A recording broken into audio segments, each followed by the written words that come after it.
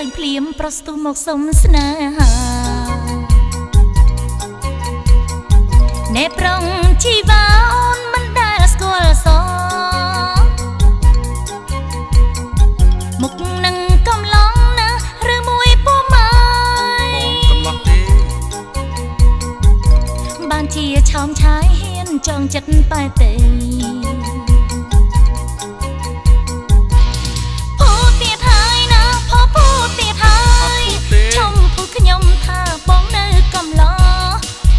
សម្រងអ្នកណាក៏ដឹងបងពុះម៉ាយភូទៀតហើយណាផោភូទៀតហើយសូមឆ្លើយឲ្យត្រង់នៅកំឡងឬពុះម៉ាយអូនពិតជាស្នេហ៍ឲ្យតែនៅកំឡងអូយទ្រង់ណាខ្ញុំបងឆ្លើយថានៅកំឡងសប្បាយចិត្តទេអូនស្រីស្រងអងចិត្តហើយក៏លែងសង្ស័យឆាប់ណាថ្លៃសែចូលរោងការអោចំការសម្រងនាងឈប់ភូតអូនហើយភូតទៀតហើយណាភូតទៀតហើយឈុំភូតខ្ញុំថាបងនៅកំឡោ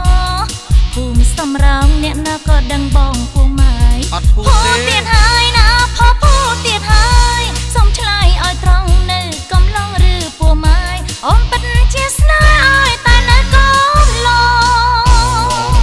កំឡោះមែនណាអូនស្រឡាញ់បងទេមិនខុសទេណាបើ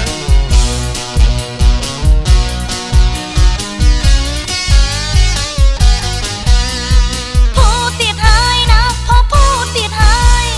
ឈុំភូតខ្ញុំថាបងនៅកំឡងភូមិសម្រងអ្នកណាក៏ដឹងបងពុះម៉ាយភូតទៀតហើយណាភូតទៀតហើយសូមឆ្លើយឲ្យត្រង់នៅកំឡងឬពុះម៉ាយអូនពិតជាស្នេហ៍ឲ្យតែនៅកំឡង